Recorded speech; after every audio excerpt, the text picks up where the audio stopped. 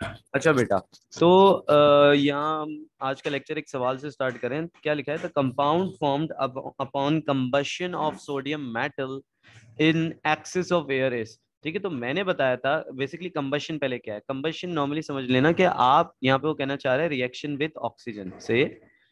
सही, ऑक्सीजन में एयर के साथ रिएक्शन करवाने को आप कंबशन कहते हो। सही। So basically reaction with oxygen की बात कर रहा है कंबशन वर्ड यूज करके। सो कह रहा है कि एक्सिस ऑफ एयर है, यानी बहुत ज्यादा ऑक्सीजन है। एक्सिस ऑफ ऑक्सीजन या एक्सिस ऑफ एयर लिखा हुआ है इसमें, इट मींस कि एक्सिस ऑफ ऑक्सीजन है।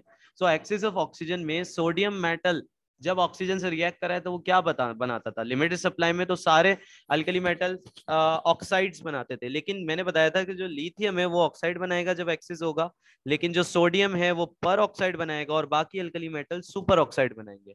सो मुझे एक बात बताओ, इसमें से सोडियम पर ऑक्साइड कौन सा है? सो सोडियम पर ऑक्साइड ये रहा Na2O2। दिस इज सोडियम पर ऑक्साइड। तो ये आपका आंसर हो गया, सोडियम पर ऑक्साइड। तो ये एक रिवीजन था पिछली क्लास का, ताकि आप लोग को एक बेसिकली याद आ जाए लास्ट क्लास में हमने क्या पढ़ा था। अच्छा, अब अल्कली मेटल्स में जो आपके पास अब टॉपिक है वो है, ये छोटे छोटे टॉपिक रह गए हैं कि रिएक्शन विद हाइड्रोजन। तो अल्कली मेटल्स, जब ये एम यहाँ पे अल्कली मेटल्स बता रहे हैं, से एम रिप्रेजेंट कर रहे हैं अल्कली मेटल्स। तो ये जो अल्कली मेटल्स हैं बेटा, जब इनको आप हाइड्रोजन के साथ रिएक्ट करवाते हो, सो ये पता है क्या फॉर्म करते हैं? ये आयोनिक हाइड्राइड्स बनाते हैं। Ionic hydrides. से हाइड्राइड्स का मतलब क्या है? बेसिकली H नेगेटिव आइन को आप हाइड्राइड आइन कहते हो। से सो बेसिकली ये आयोनिक हाइड्राइड्स क्या बनाते हैं बेसिकली। ये देखो होता क्या है। फॉर सपोज मैं एक रिएक्शन लिख के दिखाता हूँ तेरे को। फॉर सपोज हम बात करते हैं सोडियम का रिएक्शन में करवा देता हूँ हाइड्रोजन से, तो मुझे क्या मिलेगा? Sodium hydride. इसको बैलेंस कर लो, यहाँ टू यहाँ टू, सही हो गई balance. So basically reaction with hydrogen gas में क्या बनेंगे? आयनिक हाइड्राइड, और इनको आप सेलाइन या सॉल्ट लाइक हाइड्राइड्स भी कहते हो। सही है। क्या कहते हो? सेलाइन हाइड्राइड्स भी इनके लिए वर्ड यूज होता है बाजोकात बहुत सारी किताबों में। सही है। सेलाइन का मतलब क्या होता है? Salt like hydrides. सही है। सेलाइन मीन्स सॉल्ट लाइक। तो अब जल्दी जल्दी छोटे छोटे रिएक्शंस रह गए, तो इतना मुश्किल नहीं है, अब इजी इजी है। जो मेन कहानी थी, ट्रेंड्स थे, वो चीजें मैंने करवा दी। अब इसके आज भी जो लेक्चर में मेन जो इंपॉर्टेंट चीजें ना, वो मैं कहूंगा कि जो अब मैं प्रोसेसेस सिखाऊंगा, कैस्टर कैस्टनर कैलनर रिएक्शन, कास्टनर कैलनर रिएक्शन, इसके अलावा डाउन सेल, एंड इसके अलावा फिर एक और प्रोसेस है। सो वो प्रोसेसेस अच्छी तरह याद करना बच्चों, बिकॉज वो बहुत इंपॉर्टेंट है। ट्रेंड्स एंड प्रोसेसेस ये बहुत इंपॉर्टेंट है, तो ये चीजें याद रखना। अच्छा, अब इंपॉर्टेंट बात ये है कि यहाँ ना आप लोग को एक और बात पता होनी चाहिए कि जब कभी भी आप ये आयनिक हाइड्राइड्स, यानी ये जो सॉल्ट लाइक हाइड्राइड्स हैं, इनको आप पानी में मिलाओगे ना, इनको आप पानी में मिलाओगे, जैसे फॉर सपोज मैं सोडियम हाइड्राइड को पानी में मिला रहा हूँ, सुनना गौर से। सोडियम हाइड्राइड को जब पानी में मिला रहा हूँ ना, तो एक रिएक्शन मुझे देखने को मिलता है। क्या मिलता है मुझे? सोडियम हाइड्रोक्साइड बन जाती है और हाइड्रोजन गैस निकल आती है। सही है। ये रिएक्शंस आपको समझ में आनी चाहिए कि सोडियम हाइड्राइड या अल्कली मेटल्स के हाइड्राइड को जब मैं पानी में मिला रहा हूँ, तो उनका हाइड्रो ऑक्साइड बन रहा है और हाइड्रोजन गैस बाहर आ रही है। तो सब वापसी से रिवाइज करते हैं एक दफा कि अल्कली मेटल्स हाइड्रोजन से रिएक्ट करेंगे तो आयनिक हाइड्राइड्स बनेंगे या सेलाइन हाइड्राइड्स बनेंगे। अच्छा, सेलाइन हाइड्राइड्स को जब आप पानी में मिलाओगे तो हाइड्रो ऑक्साइड बनता है अल्कली मेटल्स का, एंड हाइड्रोजन गैस निकलती है। इसमें मैंने एक एग्जांपल दी जिसमें सोडियम हाइड्राइड पानी में मिक्स हो रहा है और वो रिएक्ट कर रहा है और आपको क्या बना के दे रहा है? NaOH, और उसके साथ हाइड्रोजन गैस निकल रही है। अच्छा, अब अगला जो रिएक्शन है बच्चों, वो है रिएक्शन विद हैलोजन, यानी अल्कली मेटल्स का हैलोजन के साथ क्या रिएक्शन है। ठीक है, तो यहाँ पे M जो है वो रिप्रेजेंट कर रहा है अल्कली मेटल्स को। ठीक है, तो हमें क्या मिलता है जब आप अल्कली मेटल्स को रिएक्ट करवाते हो विथ हेलोजेंस, तो हमें क्या मिलते हैं? सॉल्ट्स बनते हुए दिखते हैं। ठीक है, उन हेलाइट सॉल्ट्स मिलते हैं, ठीक है, जो आयनिक कंपाउंड होते हैं बेसिकली। सेम एग्जांपल दूंगा तो और क्लियर हो जाएगा। Ionic compound. ठीक है, और सपोज मैं बोलता हूँ सोडियम, सोडियम को क्लोरीन से रिएक्ट करवाऊंगा तो क्या बनेगा बेटा? Sodium chloride. सही है। एक मिनट, इसको बैलेंस कर लेते हैं, टू इधर टू उधर। बेसिकली मैं बताना चाह रहा हूँ कि ये जो कंपाउंड बना है यहाँ पे, ठीक है, क्लोराइड्स, आयोडाइड्स, मतलब जो भी हेलोजन यूज करोगे यहाँ पे, अगर मैंने क्लोरीन यूज किया है तो क्लोराइड बना है यहाँ पे। सही, इसी तरह अगर मैं आयोडीन यूज करता तो आयोडाइड बनता, अगर मैं यहाँ फ्लोरीन यूज करता फ्लोराइड बनता। तो जो भी हेलाइड वाला कंपाउंड बना है इन अल्कली मेटल्स का, वो आयनिक कंपाउंड होंगे, आयोनिक इन नेचर होगा। सही, एक और रिएक्शन ले लेते हैं। पोटेशियम को रिएक्ट करवा देते हैं आयोडीन से, तो क्या बन जाएगा, पोटेशियम आयोडाइड। सही है, तो ये 2 और इधर 2। सही है। अच्छा, इनके कुछ कलर्स वगैरह ना हेलोजेंस के यहाँ पे देख लो। सही है, साथ साथ अगर ये आ रहे हैं तो तुम लोग को कुछ इंपॉर्टेंट बातें यहीं पे समझा देता हूँ, तो देख लो रिएक्टिविटी और इसके हिसाब से। फ्लोरीन, क्लोरीन, ब्रोमीन, आयोडीन और एस्टेटीन। अच्छा, ये बिल्कुल ना डाउन द ग्रुप, ये बिल्कुल मैंने ग्रुप में जैसे होते हैं ना, ऐसे तुम लोगों को भी याद होने चाहिए। अच्छा, फ्लोरीन का कलर जो होता है ना वो पेल येलो होता है। फ्लोरीन का कलर पेल येलो होता है। एक मिनट, अगर येलो कलर का मेरे पास मार्कर है तो अच्छा रहेगा। ये रहा, फ्लोरीन का कलर होता है पेल येलो, बिल्कुल हल्का सा येलो। सही है। और एक और बात याद रखना, इट इज गैस। नॉर्मली ये क्या है, गैस है। रूम टेम्परेचर प्रेशर पे ये गैस फॉर्म है, गैस गैशियस स्टेट में मिलेगी। अच्छा, अब अगर मैं क्लोरीन की बात करूं तो क्लोरीन आपको मिलता है पेल ग्रीन कलर की। क्लोरीन आपको मिलती है पेल ग्रीन कलर की। बहुत ज्यादा मोटा हो रहा है ये मार्कर, एक मिनट। इसको हम जाते हैं इधर, थिकनेस कम कर देते हैं। अब सही है। क्लोरीन आपको मिल रहा है पेल ग्रीन कलर की गैस, और ये भी रूम टेम्परेचर पे आपको गैशियस स्टेट में मिलता है। सही है। ब्रोमीन की हम बात करें तो ऑरेंज ब्राउन या रेडिश ब्राउन लिक्विड कहलाता है। सही है? तो मैं ये ऑरेंज कलर के उससे लिख रहा हूँ। सही है, क्या ऑरेंज ब्राउन या रेडिश ब्राउन भी बोलते हैं इसको। ठीक है। और दूसरी बात, ये रूम टेम्परेचर पे लिक्विड स्टेट में आपको मिलता है, लिक्विड स्टेट। अच्छा, आयोडीन में जाएं तो बेटा आयोडीन आपको सॉलिड मिलता है and it is grey solid. Iodine आपको ग्रे सॉलिड मिलता है, और आरटीपी पे ये क्या होता है बेटा, आपका ये आरटीपी पे सॉलिड होता है। अच्छा, दूसरी बात मैं बताऊं, आयोडीन की खास बात बताऊं, जब आप इसको सॉल्यूशन में मिलाते हो, यानी जब इसका एक्वस सॉल्यूशन बनाते हो I2 का, तो आपको पता है किस कलर का सॉल्यूशन मिलता है, ब्राउन। ब्राउन या येलो ब्राउन लोग अक्सर वर्ड यूज करते हैं। ठीक है, ब्राउन कलर, ब्राउन सॉल्यूशन मिलता है, यानी जब आप आयोडीन की एक्वस फॉर्म इस्तेमाल करते हो। ओहो, एक तो मार्कर की थिकनेस, एक मिनट यार, बिल्कुल पतला वाला मार्कर चाहिए मुझे। चाहिए तो आयोडीन की आयोडीन का जो सॉल्यूशन होता है वो ब्राउन कलर का होता है। सही है, एक्वस सॉल्यूशन की बात कर रहा हूँ। और एक और खास बात याद रखना आयोडीन के बारे में, आयोडीन का जब वेपर होता है, यानी जब आप आयोडीन गैस बना लो इसको हीट करके, सही है, तो ये वायलेट कलर की गैस होती है इसकी। Iodine vapours are violet in colour, gas state में आयोडीन वेपर। सही, मैं इसका लिख देता हूँ I2 वेपर्स क्या होते हैं, वायलेट कलर के। तो ये 3 डिफरेंट कलर हैं। अच्छा, जो ब्लैक से लिखा है कि ये सॉलिड होता है रूम टेम्परेचर पे, तो ये पता होना चाहिए कि आरटीपी पे आपको आयोडीन सॉलिड मिलेगा। बाकी एस्टेटीन के बारे में कोई पूछता नहीं, लेकिन ये कि वो बोल सकते हैं कि थोड़ा सा अगर देखो तो डाउन द ग्रुप जा रहे हो, मतलब जैसे जैसे नीचे जा रहे हो, थोड़ा समझना मेरी बात यहाँ पे ना, ये पूछा जाता है अक्सर बहुत ट्रेंड, कि डाउन द ग्रुप जैसे जैसे जा रहे हो, एक तो पहले गैस थे, फिर लिक्विड हुआ, फिर सॉलिड हुआ फर्दर, तो बेसिकली स्टेट चेंज हो रही है। डाउन द ग्रुप आप जैसे जैसे जा रहे हो, कलर की जो डार्कनेस है वो भी इंक्रीज हो रही है। सही है, तो ये बात भी समझ में आनी चाहिए। डाउन द ग्रुप हेलोजन का, यानी ग्रुप 7 एक वाहिद ग्रुप ऐसा है पूरे पीरियोडिक टेबल में, ग्रुप 7, ठीक है, जिसकी down the group reactivity increase नहीं डिक्रीज होती है। डाउन द ग्रुप रिएक्टिविटी इसकी डिक्रीज होती है। तो ये कुछ यहाँ से हेलोजेंस आ रहे थे, तो मैंने कहा कि ये आप लोगों को स्पेसिफिकली मैं बता दूं, ये पता होनी चाहिए, बेसिक नॉलेज है जो जिससे ना सवाल सॉल्व करना काफी आसान हो जाता है आप लोगों के लिए। सही है। सो ग्रुप 7 आपको पूरी पीरियोडिक टेबल में हेलोजन ग्रुप जो कहलाता है वो वाहिद ग्रुप मिलेगा जिसकी down the group reactivity decrease हो रही है, वरना बाकी सारे ग्रुप की down the group reactivity increase होती है। सही है, तो ये बात समझ में आनी चाहिए यहाँ पे, एंड ये कलर्स और ये स्टेट ये चीजें याद होनी चाहिए। ठीक है, वरना जो प्रैक्टिकल पेपर होता है ना वहां फंस जाओगे बेटा। थ्योरी तो निकल जाएगी लेकिन प्रैक्टिकल पेपर में फंस जाओगे। ओके, तो अब ये चीजें हमने डिस्कस कर ली, reaction with halogen, reaction with hydrogen की हमने बात कर ली, ये सवाल भी हमने एक सॉल्व कर लिया। अब हम बात करते हैं कि यार लिथियम का थोड़ा सा अलग सा बिहेवियर हमें क्यों मिलता है, यानी पूरे अल्कली मेटल का। अब बेसिकली हमने रिएक्शंस देखे, थर्मल डिकम्पोजिशन की बात की, तो लिथियम थोड़ा सा अलग से आ रहा है। सही है, इट्स लाइक कि आप लोग का अपना ग्रुप होगा स्कूल वगैरह में, तो एक मेंबर अलग से होता है ना, बिल्कुल मतलब बिल्कुल ही उसका अलग नेचर होता है, लिथियम भी उसी तरह का है। से पूरा ग्रुप में बेसिकली बाकी मेंबर्स सेम ट्रेंड और बाकी बहुत सारी चीजें सेम फॉलो कर रहे हैं, लेकिन ये लिथियम थोड़ा सा अपना बिहेवियर चेंज करके दिखा रहा है। कुछ कंपाउंड्स में वो अलग तरीके से कुछ रिएक्शन में वो अलग तरीके से बिहेव कर रहा है from group one, from alkali metals. सही, तो ये हो क्यों रहा है? तो कल मैंने बताया था due to diagonal relationship with magnesium. तो बहुत सारी प्रॉपर्टीज लिथियम की मैच करती है मैग्नीशियम से, यानी जो मैग्नीशियम कर रहा होता है वो लिथियम कर रहा होता है, यानी लिथियम इज फॉलोइंग मैग्नीशियम। अगर हम in other words, in simple words या इन स्लैंग लैंग्वेज अगर हम बात करें तो लिथियम फॉलो किसको कर रहा है? मैग्नीशियम को। जो मैग्नीशियम करेगा वो लिथियम करके दिखाएगा।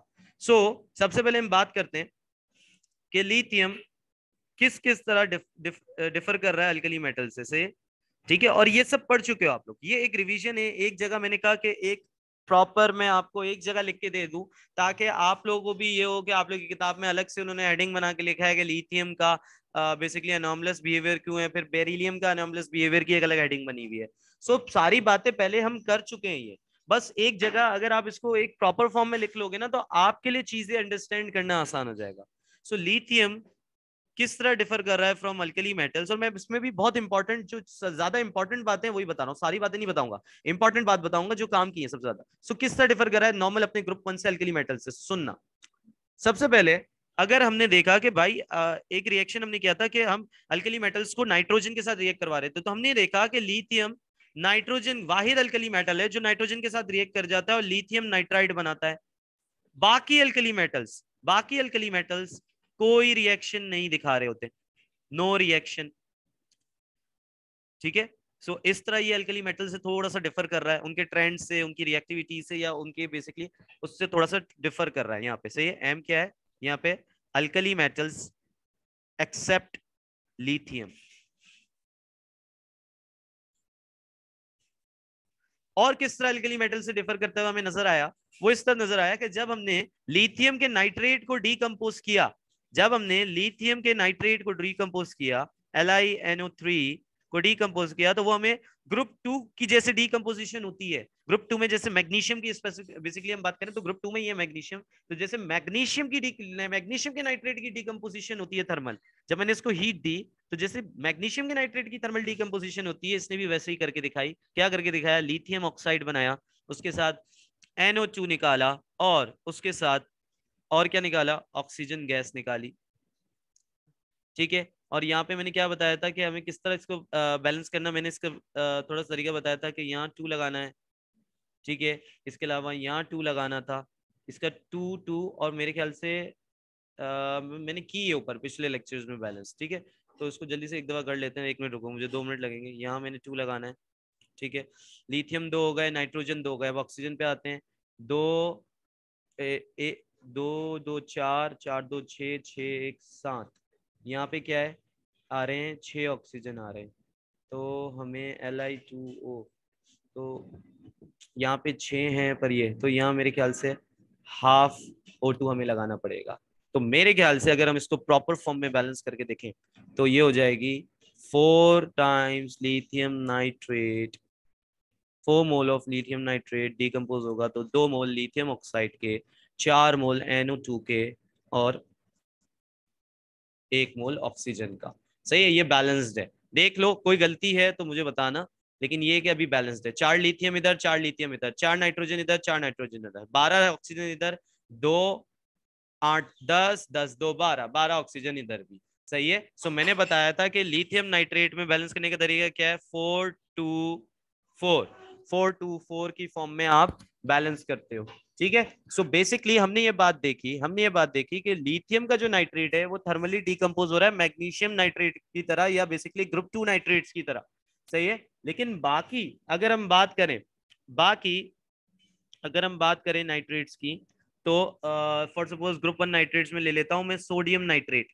सही है, NaNO3 की बात करता हूं, तो इसको जब हमने थर्मली डिकम्पोज करके देखा तो हमें सोडियम नाइट्राइट NaNO2 और इसके साथ ऑक्सीजन निकलती हुई मिल रही थी। सो बाकी अल्कली मेटल्स ग्रुप 1 के इस तरह डिकम्पोज कर रहे हैं, लेकिन जो लिथियम है वो आपको ग्रुप 2 सॉरी जो बाकी अल्कली मेटल्स हैं ग्रुप 1 के, वो आपको किस तरह डिकम्पोज करते हुए दिख रहे हैं? सोडियम हो गया, पोटेशियम हो गया, रुबिडियम हो गया, सीजियम हो गया, वो इसी तरह जो मैंने सोडियम नाइट्रेट की लिखी है थर्मल डिकम्पोजिशन की इक्वेशन, इसी तरह डिकम्पोज कर रहे हैं, नाइट्राइट बना रहे हैं और ऑक्सीजन निकाल रहे हैं। लेकिन जो लिथियम है भाई, लिथियम भी ग्रुप 1 में अल्कली मेटल में सबसे टॉप मेंबर है, पर ये बिहेव ग्रुप 2 की तरह कर रहा है और ग्रुप 2 की तरह ही डिकम्पोज हो रहा है। इसका नाइट्रेट क्या बना रहा है, लिथियम ऑक्साइड बना रहा है, NO2 गैस बना रहा है जो कि ब्राउन इन कलर है, ठीक है, और उसके साथ ऑक्सीजन गैस, सही है। तो इस तरह ये अल्कली मेटल्स से थोड़ा सा डिफर कर रहा है, और भी चीजें इसके अंदर, लेकिन ये कि अभी अगर इतना आता है समझ तुम लोग को बेटा, इतनी डिफरेंस समझ में आता है कि ये एनोमलस बिहेवियर, अगर कोई पूछे कि बता दो एनोमलस बिहेवियर, दो क्यों एनोमलस बिहेवियर है, विद एग्जांपल दे दो, तो ये दो एग्जांपल्स दे देना, बताना कि यार ये अल्कली मेटल्स से थोड़ा सा डिफर कर रहा है इन चीजों में। जब हम डिकम्पोज कर रहे हैं लिथियम नाइट्रेट को, तो वो नॉर्मली बाकी मेंबर जिस तरह डिकम्पोज होते हैं वैसे डिकम्पोज होकर नहीं दिखा रहा, बाकी मेंबर नाइट्रोजन के साथ रिएक्ट नहीं करते, लिथियम नाइट्रोजन के साथ रिएक्ट करके दिखा रहा है, तो ये इस तरह अल्कली मेटल से डिफर कर रहा है। अब बेटा एक और बात सुनो, हमने ये कहा था थोड़ा सा, अगर आप लोगों को थर्मल डिकम्पोजिशन ऑफ कार्बोनेट याद है, तो मैंने ये बताया था कि जो लिथियम कार्बोनेट है, जो लिथियम कार्बोनेट है, जो एक मिनट, तो बेटा हम क्या बात कर रहे थे, हमने ये बात की थी कि बेटा जो हम लोग कार्बोनेट्स का जिक्र करें, तो मैंने ये बताया था कि ग्रुप 1 कार्बोनेट में से जो आपका लिथियम कार्बोनेट है वो डिकम्पोज हो जाता है इजीली, लेकिन हम ग्रुप 1 कार्बोनेट्स के बाकी कार्बोनेट जैसे सोडियम कार्बोनेट, पोटेशियम कार्बोनेट की बात करें, तो मैंने बताया था दे आर थर्मली स्टेबल। ये सब जो मैं यहाँ लिख रहा हूँ ना, ये प्रीवियस लेक्चर में पूरा डिटेल में हमने इसमें बात की है, सही है, और जो सब मैं यहाँ बता रहा हूँ वो सब मैंने डिटेल में बात की है, तो इस लिहाज से भी थोड़ा सा अगर यहाँ पे लिखना है कि किस तरह डिफर कर रहा है लिथियम अल्कली मेटल से, तो वो भी आप थर्मल स्टेबिलिटी के तौर पे भी लिख सकते हो कि थर्मल स्टेबिलिटी में भी ऑफ कार्बोनेट में भी डिफर कर रहा है, क्योंकि बाकी जो अल्कली मेटल से कार्बोनेट है वो थर्मली स्टेबल है, सही है, बहुत ज्यादा हीट देने के बाद भी, मतलब बहुत हाई टेम्परेचर भी वो सस्टेन कर जाते हैं, लेकिन लिथियम कार्बोनेट डिकम्पोज हो जाता है, सही है, तो ये भी आप लिख सकते हो। अच्छा, अब हम बात करते हैं थोड़ा सा कि ये जो लिथियम है, ये जो लिथियम है वो किस तरह सिमिलर है उसका behaviour with respect to alkaline earth metal, यानी ग्रुप 2 से कैसे सिमिलर है, देखना, lithium similar to alkaline earth metals. तो बेटा अगर हम बात करें तो वही चीजें, वही पॉइंट्स मैं करके दिखाऊंगा कि बेटा जो अभी हम ये बात कर रहे थे, तो हमें ये नजर आया कि बाकी अल्कली मेटल्स रिएक्शन नहीं दिखाते नाइट्रोजन के साथ, लिथियम दिखाता है, तो बेटा लिथियम अगर दिखाता है तो हमने ये देखा कि जो मैग्नीशियम है भैया, मैग्नीशियम या ग्रुप टू के अंदर भी आपको नाइट्रोजन के साथ इस तरह का रिएक्शन होता हुआ नजर आएगा, सही, यानी मैग्नीशियम को अगर मैं नाइट्रोजन के साथ रिएक्ट करवाऊं तो हमें मैग्नीशियम नाइट्राइड बनता हुआ मिलेगा। सो बेसिकली देखो, हम कह सकते हैं कि अगर लिथियम रिएक्शन करके दिखा रहा है और मैग्नीशियम भी करके दिखा रहा है, तो इट मींस कि लिथियम इस तरह सिमिलर है अल्कलाइन अर्थ मेटल से।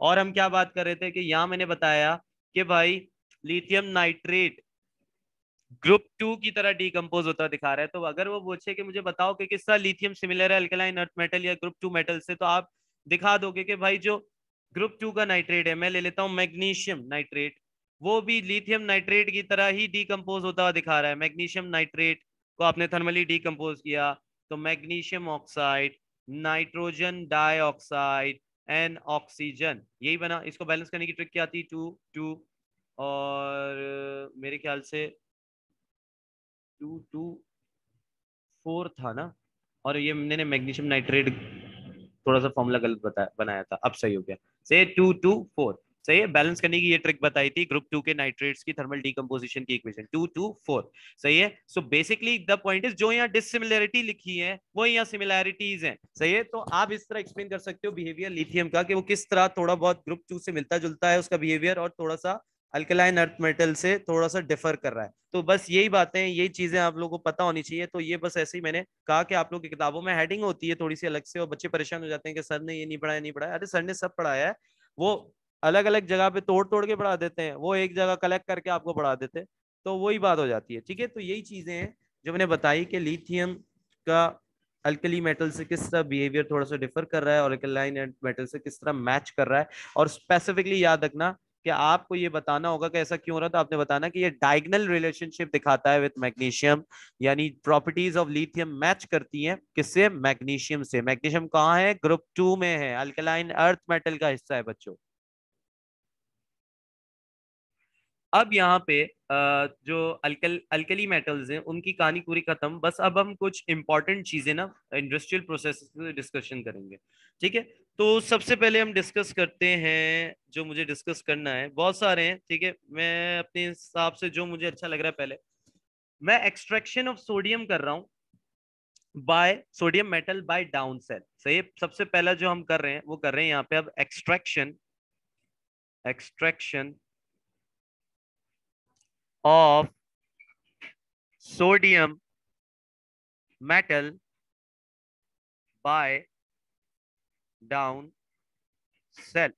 अच्छा, अब बेसिकली याद रखना जो हमारे पास जो जितने भी रिएक्टिविटी सीरीज में कार्बन से ऊपर वाले जितने भी है ना, तो बेसिकली मैं ये बताना चाह रहा हूँ कि जो ये बेसिकली सोडियम की स्पेसिफिकली मैं बात करूँ या अल्कलाइन मेटल्स की हमने बात की थी, यह आपको अलग फॉर्म में नहीं मिलेंगे। सही।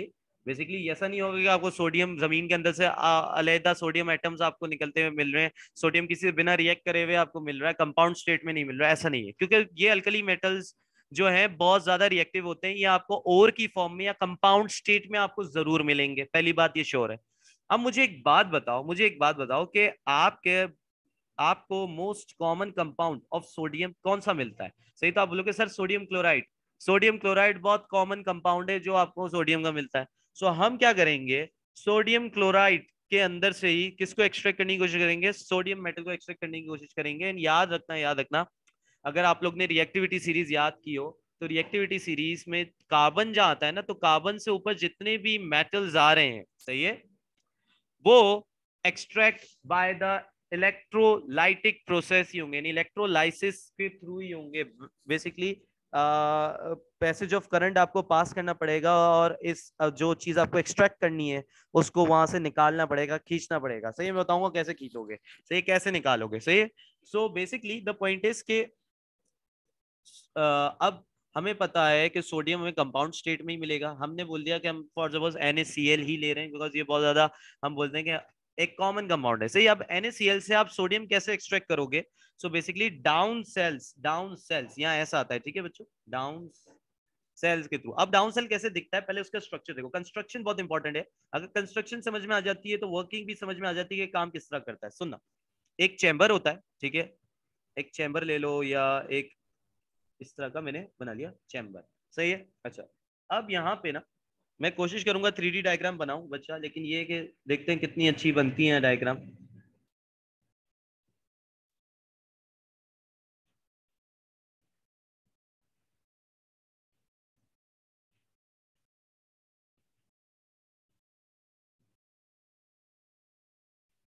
ओके, इसको हम डॉटेड करते हैं। तो बेटा यहाँ पे डायफ्राम होता है, सही, बताऊंगा डायफ्राम का क्या काम है एंड सब चीजें क्लियर होगी। पहले कंस्ट्रक्शन सीखो कि दिखता किस तरह है ये डाउन सेल।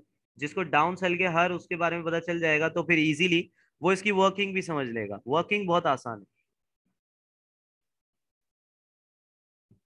ओके, और यहाँ पे हम बना लेते हैं थोड़ा सा, यहाँ पे हमें पेन से ड्राइंग करनी पड़ेगी।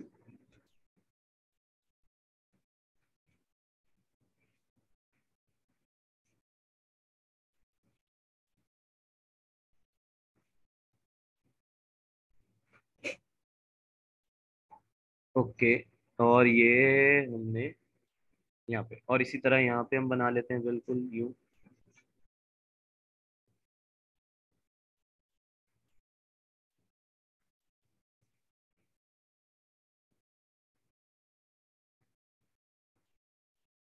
एंड इसको थोड़ा सा 2 मिनट बच्चों, 2 मिनट इंतजार, बस ये हो गया, कंप्लीट हो गया। थोड़ा सा 3D डायग्राम है ना, इसलिए थोड़ा सा कुछ इस तरह का होता है। और यहाँ पे अंदर टैंक के अंदर ना हम जो सॉल्यूशन लेते हैं, सही है, हम जो सॉल्यूशन बेसिकली सॉल्यूशन नहीं लेते हैं, हम जो लेते हैं ना बेसिकली मैं बताता हूँ। 2 मिनट्स बच्चों, 2 मिनट्स। ओहो, बिल्कुल यहाँ से बीच में से इसको कट करना पड़ेगा एंड यहाँ से यूं करके चीज यहाँ से बाहर निकल रही है, ठीक है। और यहाँ पे बीच में यहाँ से, कौन यार, यहाँ पे हमें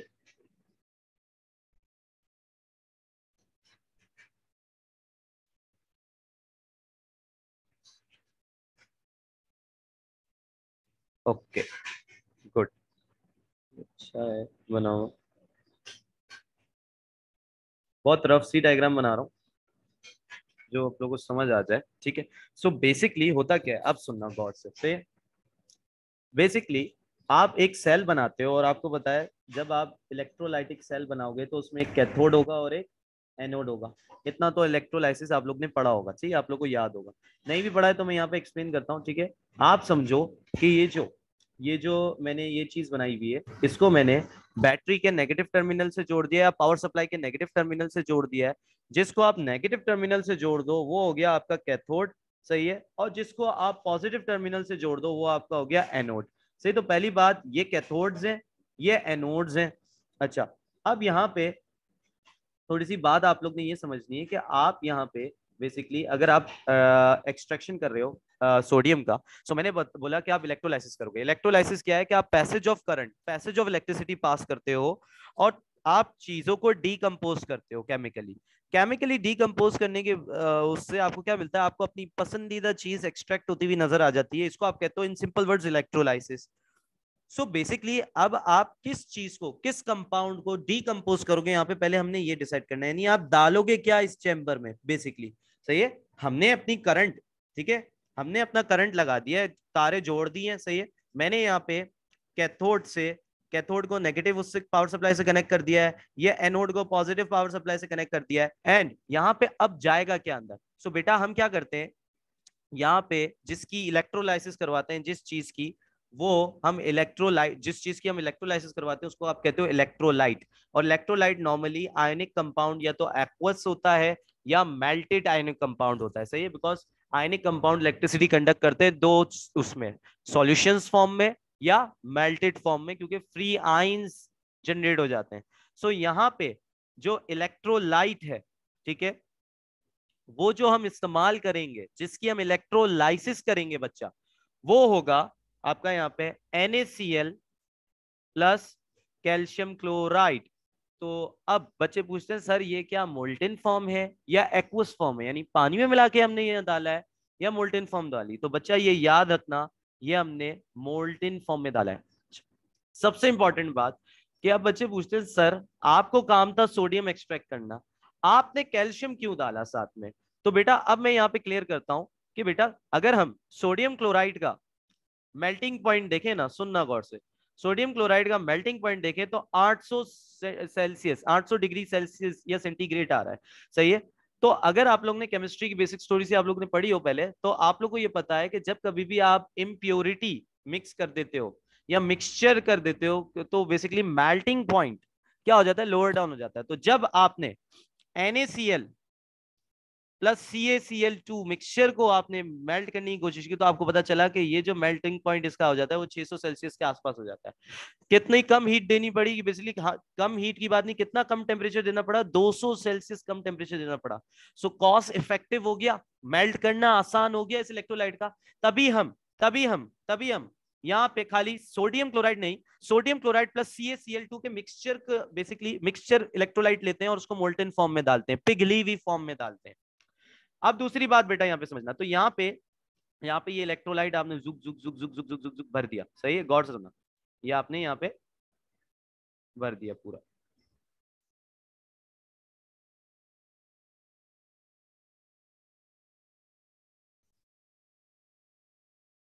सही है, मोल्टेन आपने mixture of sodium chloride and calcium chloride आपने डाल दिया। अच्छा, अब अगला सवाल ये आता है कि सर क्या ये आपके रिएक्शंस और आपकी एक्सट्रैक्शंस पे अफेक्ट नहीं करेगा, आपने कैल्शियम डाला है। तो अभी मैं उसके एंड में रीजन बताऊंगा, बिल्कुल नहीं करेगा, मैं अभी से बता देता हूँ नहीं करेगा। उसका रीजन, उसकी एक्सप्लेनेशन अभी समझ में आएगी। पहले ये सुनो ये है क्या, ठीक है। ये जो आपने कैथोड, जो नेगेटिव टर्मिनल या negative terminal of the battery and power supply से कनेक्ट किया हुआ है, ये बेसिकली जो बना हुआ होता है, ये बना हुआ होता है स्टील का। किसका बना हुआ होता है, स्टील का। ये स्टील का कैथोड होता है। एंड एक चीज याद रखना, इट इज सर्क्यूलर। बेटा ये मैंने बिल्कुल ऐसे यूं घूमते हुए, बेसिकली ये पूरा यूं घूम रहा होता है, सही है, सिलिंड्रिकल फॉर्म में ये बेसिकली आपको कैथोड मिलेगा। तो ये सर्क्यूलर स्टील कैथोड होता है, सही है। ये मैंने समझ लो कट कर दिया है, छुरी लेके इसको आधा कट कर दिया और एक क्रॉस सेक्शन दिखा रहा हूं आपको, तभी आपको ये सर्कुलर या बना हुआ नहीं दिख रहा है। क्योंकि अगर आप इसको 3D लेवल पे देखो, सो मैंने इसके ये देखो कैथोड कैसा घूमते हुए बनाया हुआ है, कर्व करते बनाया हुआ है। सो ये पूरा सर्क्यूलर होता है, सही है, पूरा कंटिन्यूटी में चल रहा होता है। अभी क्योंकि मुझे अंदर दिखाना था क्या हो रहा है, इसलिए मैंने इसका क्रॉस सेक्शन बनाया है। तो समझ लो छुरी से बीच में से मैंने इसको क्या कर दिया, कट कर दिया, इसलिए आपको सर्कुलर नहीं दिख रहा है। लेकिन ये क्या होता है, एक तो मटेरियल स्टील होता है और सर्क्यूलर होता है, ये चीज याद रखना। तो सर्क्यूलर स्टील कैथोड होता है ये। अब ये जो है जिसको आप एनोड एनोड कर रहे हो बेटा, ये ग्रेफाइड मटेरियल से बना होता है, ग्रेफाइड एनोड होता है ये, सही है, ग्रेफाइड एनोड। तो पहली बात ये क्लियर हो गई। अच्छा अब सुनना, ये जो बीच में मैंने ये चीज लगाई हुई है जो छन्नी की तरह दिख रही है, इसका नाम है iron gauze diaphragm, iron gauze diaphragm. इसका एक स्पेशल काम ये है कि बेटा ये ना एलिमेंट्स को इधर उधर नहीं होने देता। ये क्या करता है, हाँ लेकिन आयन इधर उधर हो सकते हैं इसके थ्रू। इसकी खास बात ये, एक सी डायफ्राम में एक ऐसी झिल्ली है, बेसिकली एक ऐसा समझ लो पर्दा है, एक ऐसा वो है कवरिंग है, एक ऐसी लेयर है जो सिर्फ किसको पास होने दे रही है, आयंस को इधर उधर पास होने दे रही है, पर किसको पास नहीं होने दे रही, एलिमेंट्स को पास नहीं होने दे रही। अब सुनना होता क्या है, जब आपने इस मिक्सचर को मोल्टन फॉर्म में डाला, तो मोल्टन फॉर्म में क्या हुआ, ठीक है, मैं स्पेसिफिकली सोडियम क्लोराइड देख रहा हूं, तो सोडियम क्लोराइड को देखो, जब मैंने इसको मोल्टन फॉर्म में डाला, ठीक है, ये सॉलिड था, इसको मैंने मोल्टन फॉर्म में डाला, तो Na प्लस आइन लिक्विड फॉर्म में निकल गए और क्लोराइड आइन निकले, यही हुआ। तो सबसे पहले क्या हुई, आयोनाइजेशन हुई। क्या हुई, सबसे पहले आयोनाइजेशन हुई, जो आपने मोल्टन फॉर्म में अंदर डाला। अब आपको पता है आपके पास सोडियम आयन है, क्लोराइड आयन है। अच्छा कुछ बच्चे बोलेंगे सर मिक्सचर आपने डाला है, तो आप कैल्शियम का भी जिक्र कर लेंगे, क्योंकि कैल्शियम क्लोराइड से भी क्लोराइड ही आयन आएगा, लेकिन एक एडिशनल आयन भी आ रहा है, कैटाइन आ रहा है कैल्शियम। मैंने वो भी लिख दिया कि भाई ये भी आ रहा है, अब यहाँ पे ये भी मौजूद है। अब सुनना होगा क्या, गौर से सुनना होगा, ये कि जो कैथोड है, कैथोड क्या है बेटा, नेगेटिव है ना, नेगेटिव की तरफ कौन जाएगा, पॉजिटिव आयन जाएगा। नेगेटिव की तरफ कौन जाएगा, पॉजिटिव आयन जाएगा। आपके पास कितने कितने पॉजिटिव आयन है, कैटाइन कितने हैं, आपने बोला सर कैल्शियम आयन भी है, सोडियम आयन भी है। अब बच्चे परेशान, सर इसमें से कौन सा जाएगा, आप पहले बताएं। बेटा अगर आप लोगों को रिएक्टिविटी सीरीज थोड़ी सी क्या बोलते हैं, reactivity series in the sense याद हो थोड़ा सा, तो उस बेसिस पे भी। और दूसरा यहाँ पे एक बात याद रखना कि यहाँ पे on the basis of potential, याद रखना जब आप इलेक्ट्रोड अपनी मर्जी का रखते हो ना, तो on the basis of potential भी क्या होता है, ये इसको कहते हैं सेलेक्टिव डिस्चार्ज। और भी इसके वर्ड्स हैं, इलेक्ट्रोलाइसिस में आप पढ़ते हुए आए होगे, या जब मैं इलेक्ट्रोलाइसिस का लेक्चर लूंगा तो तब आपको ये डिटेल में बात समझ में आएगी। सो सेलेक्टिव डिस्चार्ज, और on the basis of basically अगर हम रिएक्टिविटी सीरीज भी याद देखें, तो उस बेसिस पे भी याद रखना यहाँ पे सेलेक्टिव डिस्चार्ज, और बेसिकली ये कैथोड जिस मटेरियल से बना है उस कैथोड के बेसिस पे भी हमें ये नजर आया कि यहाँ से कौन बाहर निकलेगा, यहाँ से हमें सोडियम बाहर निकलता हुआ दिखेगा, यानी बेसिकली सेलेक्टिवली ये डिस्चार्ज होगा, सोडियम आयन डिस्चार्ज होगा। सो कैथोड के पास कौन जाएगा, सोडियम भैया जाएंगे। सुनना, सोडियम भैया जाएंगे कैथोड पे। याद रखना बेटा क्या होता है, कैथोड पे रिडक्शन होती है। रिडक्शन क्या होती है बेटा, लॉस ऑफ इलेक्ट्रॉन। क्या होती है, लॉस ऑफ इलेक्ट्रॉन। सो बेटा सोडियम आयन क्या करेगा, अपना सॉरी लॉस ऑफ इलेक्ट्रॉन नहीं होती, सॉरी सॉरी उल्टी हो गई बात, सॉरी सॉरी बच्चा, लॉस ऑफ इलेक्ट्रॉन नहीं, गेन ऑफ इलेक्ट्रॉन। रिडक्शन मैंने सही बोला है, क्या हो गया, रिडक्शन क्या होती है, गेन ऑफ इलेक्ट्रॉन होती है, सही है, ये उल्टा हो गया। सो बेटा सोडियम आयन क्या करेगा, सोडियम आयन यहाँ पे क्या करेगा, गेन ऑफ इलेक्ट्रॉन करेगा। क्या करेगा, इलेक्ट्रॉन गेन करेगा, और क्या बन जाएगा, सोडियम एटम बन जाएगा, सोडियम एटम बन जाएगा। और आपको ये लिक्विड फॉर्म में या सॉलिड स्टेट में इस कैथोड पे ये सोडियम यहाँ पे चिपका हुआ नजर आना, बनना स्टार्ट हो जाएगा। अब सुना यहाँ पे ग्रेफाइट एनोड पे क्या हो रहा होगा, सही। तो बेटा एनोड पे अगर हम देखें, एनोड पे अगर हम देखें, तो आपके पास एनोड पे है पॉजिटिव चार्ज। पॉजिटिव की तरफ कौन सा आएगा, नेगेटिव, यानी एनाइंस आएंगे। एनाइन क्या है, क्लोराइड ही है, कैल्शियम से भी क्लोराइड आ रहा है, और सोडियम क्लोराइड से भी क्लोराइड एनाइन आ रहा है। सो यहाँ तो क्लोराइड ही आएगा। एनोड पे याद रखना हमेशा ऑक्सीडेशन होगी। ऑक्सीडेशन क्या होती है बेटा, लॉस ऑफ इलेक्ट्रॉन होता है, loss of electron. So chloride A9 क्या करेगा, इलेक्ट्रॉन लॉस करेगा और क्या बन जाएगी, क्लोरीन गैस। तो ये देखो तभी मैंने यहाँ डायफ्राम लगाया हुआ है कि यहाँ जो क्लोरीन बन रही है और यहाँ जो सोडियम बन रहा है बाहर की तरफ, वो आपस में वापसी ना रिएक्ट कर जाए और वापसी सोडियम क्लोराइड ना बना लें, इसलिए मैंने ये डायफ्राम लगाई हुई बीच में, ताकि एलिमेंट्स जो बन रहे हैं वो पास ना हो पाए इधर उधर, आइंस भले पास हो जाए।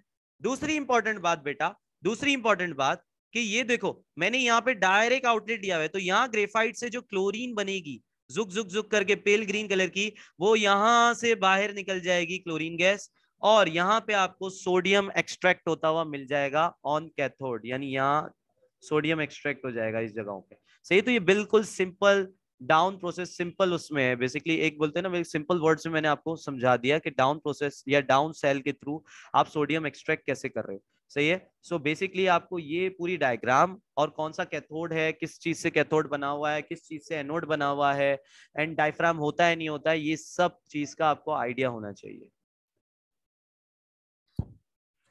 तो बेटा ये एक्सट्रैक्शन हो गई डाउन सेल के थ्रू हमने सोडियम मेटल को एक्सट्रैक्ट कर लिया। एंड बेसिकली क्या, बिल्कुल एक दफा हम रिवीजन कर देते हैं, डायग्राम वायग्राम जल्द बनी हुई है तो इजी जल्दी जल्दी हो जाएगा।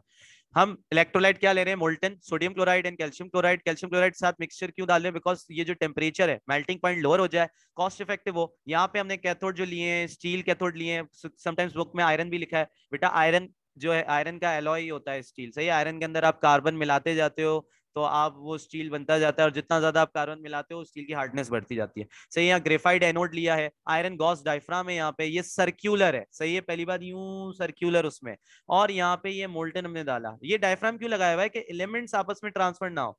क्यों, क्योंकि अगर इलेक्ट्रोलाइसिस हो रही है और अगर यहाँ पे सोडियम बन रहा हो, यहाँ पे क्लोरीन बन रहा हो, और मैंने इनको मिलने का मौका दे दिया, ये वापसी इतने सोडियम मेटल बहुत ज्यादा रिएक्टिव है बेटा, वापसी क्लोरीन गैस से चिपक जाएगा और वापसी सोडियम क्लोराइड बना लेगा। सो ये आयरन गॉस डायफ्राम क्या कर रहा है, आयंस को तो इधर उधर होने दे रहा है, पर किसको नहीं जाने दे रहा है इधर उधर, एलिमेंट्स को इधर उधर नहीं जाने दे रहा है। अब होता ये है कि आयनाइजेशन होती है, आपको पता चलता है कि आपके यहाँ सोडियम प्लस आयन है, क्लोराइड आयन है। सही है, होता ये कैथोड पे रिडक्शन होती है, reduction means gain of electron. तो कैथोड खुद क्या है, नेगेटिव है। इधर देखो कैथोड नेगेटिव है, पावर सप्लाई किससे, किस टर्मिनल से कनेक्टेड है, नेगेटिव टर्मिनल से। सो कैथोड की तरफ पॉजिटिव आयन आता है, कैटायन आता है, सोडियम आयन आया। सोडियम आयन ने क्या किया, गेन किया इलेक्ट्रॉन, सोडियम एटम बना लिया। सो बेसिकली यहाँ सोडियम है, तो ग्रीन ग्रीन से मैंने कैथोड पे चिपकते हुए जो चीज बनी हुई है सोडियम बन रहा है। एनोड क्या है, एनोड बेसिकली पॉजिटिव टर्मिनल को आप कहते हो। एनोड पे ऑक्सीडेशन होती है, oxidation means loss of electron.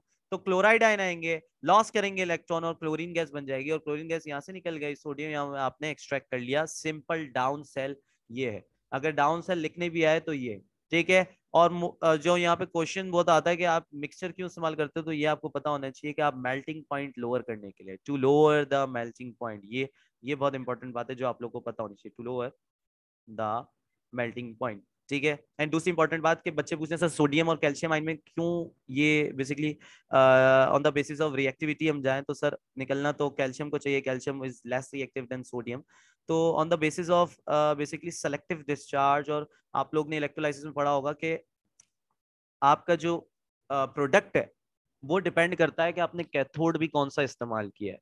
सही है, तो कैथोड बेसिकली यहाँ समझ लो सेलेक्टिव डिस्चार्ज की वजह से एक तो कैथोड है, और इंपॉर्टेंट बात ये है कि आप कितना पोटेंशियल, कितना बेसिकली पावर सप्लाई दे रहे हो वो भी डिपेंड करता है। So basically the point is कि बहुत थोड़ा सा हायर लेवल की बात है, तो अभी हम इसको डिस्कस नहीं करें, बस इतना याद रखना है कि यहाँ पे जो डिस्चार्ज होगा, जहाँ यहाँ जो जो डिस्चार्ज होगा कैथोड पे, वो सोडियम आयन होगा। ठीक है, कैल्शियम आयन को डिस्चार्ज करते हुए नहीं बैठ जाना, ये कंफ्यूजन बच्चों को होती है जब वो ये याद करते हैं कि इलेक्ट्रोलाइट में ये मिक्सचर है और कैल्शियम आयन को निकाल देते हैं। नहीं बेटा, किसको निकालोगे, सोडियम आयन को, और ये यहाँ ही से अंदाजा हो जाना चाहिए कि हम एक्सट्रैक्ट कर रहे हैं सोडियम मेटल को by Down cell, calcium metal को एक्सट्रैक्ट नहीं कर रहे हैं। सही है, तो इस तरह भी याद रख लो। सही है, एंड सेलेक्टिव डिस्चार्ज हुआ है, वर्ड आप लोग एक याद रख लेना, सेलेक्टिव डिस्चार्ज हुआ यहाँ पे। सही है, तो ये चीज आपको समझ में आनी चाहिए। एंड यहाँ पे हमने जो है डाउन सेल यहाँ पे हमने कर दिया एड। अब जो अगली चीज है, अगला प्रोसेस है, वो है हमारा कैस्टनर कैलनर रिएक्शन। कैस्टनर कैलनर रिएक्शन में बेटा हमारे पास बेसिकली हम प्रिपेयर करते हैं कॉस्टिक सोडा। सही है, हम इंडस्ट्रियल प्रिपरेशन करते हैं of caustic soda. Caustic soda मैंने आप लोगों को बताया था क्या होता है, caustic soda is basically NaOH। सही है, तो अभी हम क्या कर रहे हैं, इंडस्ट्रियल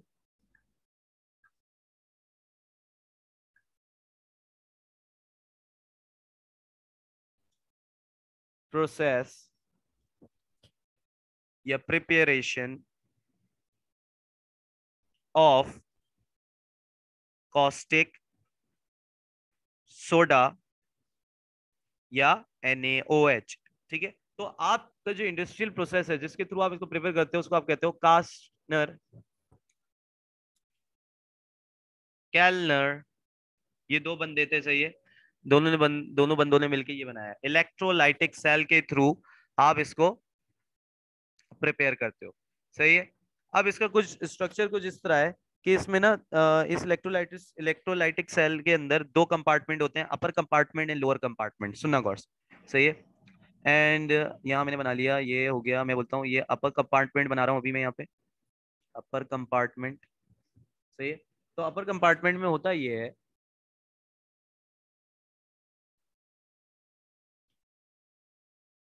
ब्लैक से हम बनाते हैं,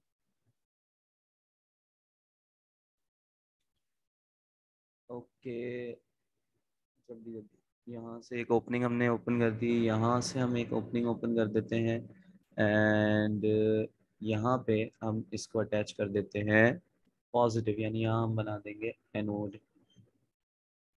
यहाँ हमने जोड़ दिया, यहाँ पे एक, दो, और यहाँ पे हो गया तीन, ओके। यहाँ से एक आउटलेट हमने बनाया है, यहाँ से एक, ठीक है। और अब यहाँ पे, अच्छा, अपर कंपार्टमेंट कुछ इस तरह दिखता है बच्चा, ठीक है। और यहाँ पे आपका ना एनोड होता है, सही, देखो पॉजिटिव टर्मिनल से मैंने जोड़ दिया। अब होता ये है कि फर्दर जो इसका दूसरा कंपार्टमेंट है ना, कुछ इस तरह यूं का, बहुत मैंने ज्यादा ना बड़ा बना दिया, लेकिन ये है कि समझ लो बस अभी समझने के लिए, ये हमने इसका लोअर कंपार्टमेंट बनाने की कोशिश की है। ये कुछ इस तरह यूं करके दिखता है, ठीक है। एंड यहाँ पे एक खास बात ये है कि यहाँ पे जो लोअर कंपार्टमेंट का, अभी मैंने जो ट्यूब जैसी चीज बनाई है बेटा, इसमें मर्क्यूरी दौड़ रहा होता है, लिक्विड मर्क्यूरी दौड़ रहा होता है। और लिक्विड मर्क्यूरी को एक ही डायरेक्शन में ना आप दौड़ा रहे होते हो, सही है। तो वो बेसिकली यहाँ पे ना एक आपके पास मर्क्यूरी पंप भी लगा हुआ होता है। क्या लगा हुआ होता है, ये यहाँ पे ना मर्क्यूरी पंप भी लगा हुआ होता है, मर्क्यूरी पंप। कर क्या रहा होता है, इधर लिक्विड मर्क्यूरी है, लिक्विड मर्क्यूरी क्या कर रही होता है, ये देखो लिक्विड मर्क्यूरी यहाँ से पंप क्या कर रहा होता है, इसको एक ही डायरेक्शन में, यूं, ये लिक्विड मर्क्यूरी Hg यहाँ गया, पंप एक ही डायरेक्शन में, इसको आप बोल दो कि क्लॉकवाइज डायरेक्शन में मर्क्यूरी पंप क्या कर रहा है, इस लिक्विड मर्क्यूरी को भेज रहा है इधर, सही है। लिक्विड मर्क्यूरी आया, लिक्विड मर्क्यूरी, सही है। और ये लिक्विड मर्क्यूरी कहीं, ये देखो यहाँ से गुजरा, और यहाँ से भी गुजरेगा लिक्विड मर्क्यूरी यूं करके, यूं यूं।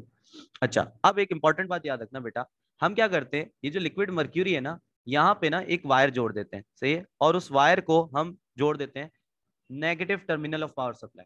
अभी बिल्कुल वेक डायग्राम बनी है, लेकिन देखो एक दफा फिर से, हो क्या है, अपर कंपार्टमेंट है, ये नीचे मैंने जो बनाया लोअर कंपार्टमेंट है। अभी लोअर कंपार्टमेंट में बोला मर्क्यूरी फ्लो हो रहा है, और मर्क्यूरी एक ही डायरेक्शन में फ्लो हो रहा है, क्लॉकवाइज डायरेक्शन में, और उसको फ्लो कौन करवा रहा है, मर्क्यूरी पंप, सही है। अब यहाँ पे ना बिल्कुल इस जगह यहाँ पे एक डिन्यूडर होता है, डिन्यूडर, सही है, मैं बताता हूँ कैसा दिखता है, सही है।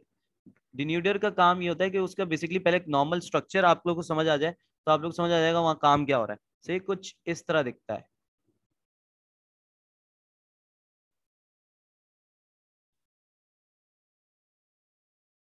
डायग्राम बहुत गंदी बन रही है, लेकिन कोई मसला नहीं, समझ आ जाए वो इम्पोर्टेंट है यहाँ पे।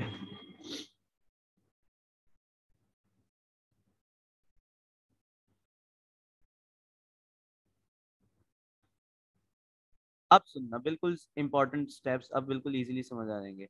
होता क्या है कि हमने, सुनना गौर से, ऊपर अपर कंपार्टमेंट में क्या लगाया हुआ है, अपर कंपार्टमेंट में हमने एनोड्स लगाए हुए हैं, ये लोअर कंपार्टमेंट में यहाँ पे हमने कैथोड लगाया हुआ है, और कैथोड आपका फ्री फ्लोइंग है, हमने मर्क्यूरी, लिक्विड मर्क्यूरी में जोड़ दिया है ये नेगेटिव टर्मिनल। सो ये मर्क्यूरी क्या है, कैथोड की तरह बिहेव कर रहा है, और ये फ्री फ्लोइंग है, क्लॉकवाइज डायरेक्शन में फ्लो कर रहा है, बिकॉज ये लिक्विड मर्क्यूरी है। अब सुनना, होता क्या है, ये जो एनोड है, अच्छा, मैंने तो क्या बेसिकली कैथोड का बता दिया कि मर्क्यूरी से बने, ये जो एनोड है, ये एनोड टाइटेनियम से बने होते हैं, सही, टाइटेनियम एनोड होते हैं, ठीक है। तो कैथोड क्या है, लिक्विड मर्क्यूरी, एनोड क्या है, टाइटेनियम। अपर कंपार्टमेंट और लोअर कंपार्टमेंट में डिवाइडेड है, फिर मैंने ये बताया कि मर्क्यूरी को फ्लो करवाने के लिए यहाँ मर्क्यूरी पंप है एंड मर्क्यूरी क्लॉकवाइज डायरेक्शन में फ्लो हो रहा है। इसको मैंने क्या नाम दिया, मैंने बोला यहाँ डिन्यूटर लगा हुआ है। अब सुनना होता क्या है, अब मैं यहाँ पे सेल बना लिया इलेक्ट्रोलाइटिक सेल, तो इलेक्ट्रोलाइटिक सेल में एक तो कैथोड होगा, एक एनोड होगा, और एक चीज वो होगी जिसको आपने इलेक्ट्रोलाइसिस करनी है, इलेक्ट्रोलाइट। सो अब यहाँ पे इलेक्ट्रोलाइट कौन कौन सा डलता है, तो हम यहाँ जो इलेक्ट्रोलाइट डालते हैं वो डालते हैं हम ब्राइन, हम डालते हैं इलेक्ट्रोलाइट यहाँ पे डालते हैं ब्राइन। ब्राइन क्या होता है, सुनना गौर से, brine is a concentrated solution of sodium chloride, concentrated solution of NaCl होता है, सही है, कंसंट्रेटेड सॉल्यूशन NaCl का होता है, इसको आप कहते हो ब्राइन, सही है, तो वो यहाँ डला हुआ होता है, सही है, ये कंसंट्रेटेड सॉल्यूशन ऑफ NaCl ये यहाँ डला हुआ है पूरा, सुनना। यहाँ पे अगर बच्चा पूछे, मैं पूछा इलेक्ट्रोलाइटिस कैसे हो रही है, तो आप बोलोगे सर ये लिक्विड मर्क्यूरी जिसको आपने नेगेटिव टर्मिनल से जोड़ा है, तो ये देखो यहाँ पे ये कैथोड आ गया, नीचे मर्क्यूरी, ऊपर ये टाइटेनियम का एनोड आ गया, या आपका इलेक्ट्रोलाइट आ गया। अब यहाँ होगी इलेक्ट्रोलाइसिस, सही। अब सुनना होगा क्या, इलेक्ट्रोलाइसिस के नतीजे में जब आपने ब्राइन डाला है ना, तो ब्राइन के अंदर होगा ये कि NaCl जब पानी में है तो वो तो वैसे आयनाइज हो चुका होगा, जब वो पानी में है NaCl का सॉल्यूशन हमने डाला है, तो NaCl को जब आपने पानी के अंदर डाला है, ठीक है, NaCl का सॉल्यूशन डाला है, तो NaCl को पानी के साथ मिक्स करके डाला है, तो NaCl वैसे ही आयनाइज हो चुका होगा, Na प्लस एक्वस, क्लोराइड आइन एक्वस, ये हो गई आयनाइजेशन, ठीक है। अब क्या होगा, सुनना गौर से, जब मैं एनोड की बात करूं, तो एनोड पे एक तो ये कंसंट्रेटेड है, इस वजह से एनोड पे कौन निकलेगा, एनोड पे नेगेटिव आयन आएगा, नेगेटिव आयन आप क्या बोलोगे सर, क्लोराइड आयन डिस्चार्ज होगा, chloride ion negative, basically chloride ion जो एनाइन है वो जो एनोड है उस पे डिस्चार्ज होगा और क्या बनाएगा, क्लोरीन गैस। तो अगर मैं बात करूं एनोड पे क्या होगा, सही है, एनोड पे हमने बात की थी सर ऑक्सीडेशन होती है, ऑक्सीडेशन में सर लॉस ऑफ इलेक्ट्रॉन होता है, और लॉस ऑफ इलेक्ट्रॉन किसका होगा, तो बेटा एनोड खुद क्या है, पॉजिटिव है, तो उसकी तरफ अट्रैक्ट कौन होगा, नेगेटिव, नेगेटिव कौन सा है, क्लोराइड आयन है, तो क्लोराइड आयन क्या करेगा बेटा, लॉस ऑफ इलेक्ट्रॉन करेगा और क्या बना लेगा, क्लोरीन गैस। तो हुआ क्या, यहां से देखो, यहां से दूसरे जो मैंने वो बनाया हुआ है, वहां से क्लोरीन, यहां से क्लोरीन गैस बनी, इधर क्लोरीन गैस बनी, और ये क्लोरीन गैस जू जू करके यहां से निकल गई, से क्लोरीन गैस गोज आउट। तो बेसिकली एक पार्ट समझ में आ गया कि हो क्या रहा है। अब सुना आगे, गौर से सुनना, ये जो लिक्विड मर्क्यूरी है ये कैथोड की तरह बिहेव कर रहा है, सही है। तो अब अगर मैं बात करूं कैथोड पे क्या होगा, सुनना गौर से,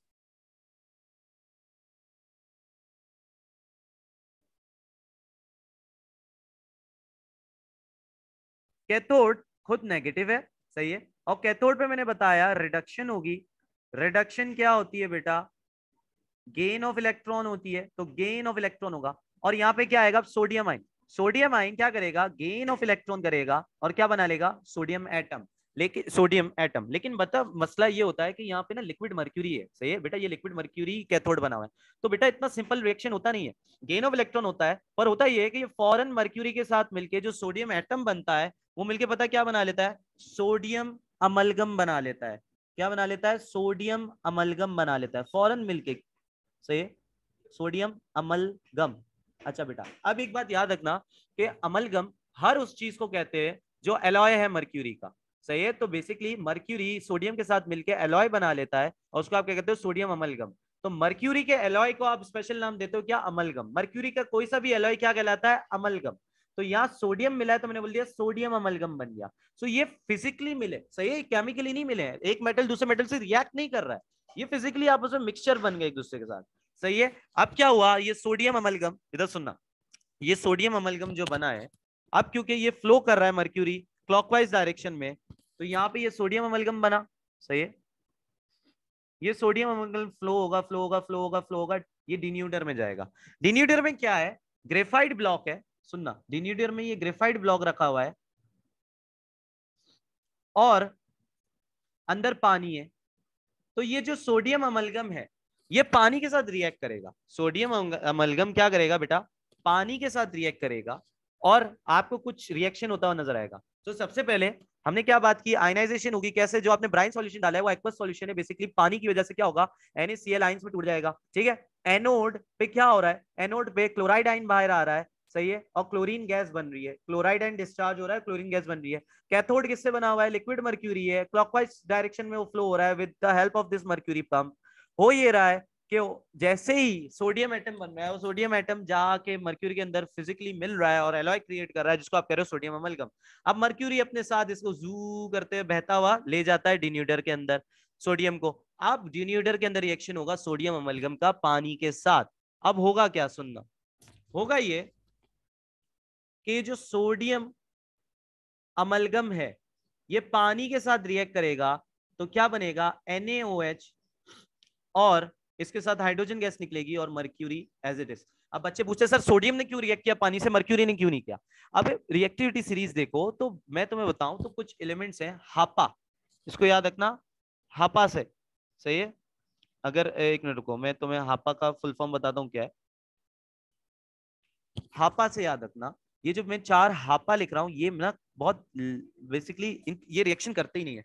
हापा से याद रखना, मैं मर्क्यूरी, ठीक है, सिल्वर, प्लेटिनम एंड गोल्ड, ये रिएक्शन नहीं करते हैं, सही है। तो ये बहुत लेस रिएक्टिव होते हैं, रिएक्टिविटी सीरीज में बहुत नीचे आते हैं। सो मर्क्यूरी नहीं करेगा पानी से रिएक्शन, इसलिए मर्क्यूरी एज इट इज आ गया। सो हुआ ये कि डिन्यूडर में क्या हुआ, जो NaOH बना, NaOH यहां से निकल जाएगा, और जो हाइड्रोजन गैस निकली वो यहां से निकल जाएगी, और मर्क्यूरी वापसी यहां से वापसी फ्लो हो जाएगा। सो आपने NaOH कॉस्टिक सोडा, कास्टनर कैलनर रिएक्शन या कास्टनर कैलनर प्रोसेस या कास्टनर कैलनर इलेक्ट्रोलाइटिक सेल के थ्रू आपने कॉस्टिक सोडा आपने प्रोड्यूस कर लिया। एंड ये बहुत कॉमन क्वेश्चन है एमसीक्यूज के अंदर, कि अभी पूछा जाता है कि मुझे बताओ कैथोड किससे बना है कास्टनर कैलनर सेल के अंदर, तो आपको पता होना चाहिए लिक्विड फ्री फ्लोइंग मर्क्यूरी से कैथोड बना हुआ है, ठीक है। एनोड का इतना जिक्र नहीं होता, लेकिन एनोड भी याद होना चाहिए, टाइटेनियम से बना हुआ है। एंड ये सेल क्या अपर कंपार्टमेंट होता है, लोअर कंपार्टमेंट होता है, ये बात आप लोगों को पता होनी चाहिए। तो कैसनर कैलनर रिएक्शन में हमने कॉस्टिक सोडा हमने प्रोड्यूस किया, ठीक है, NaOH, एंड डाउन सेल में हमने सोडियम मेटल बनाया, सही है। सो ये 2 इंपॉर्टेंट प्रोसेसेस हैं जो आप लोगों को पता होने चाहिए बच्चा।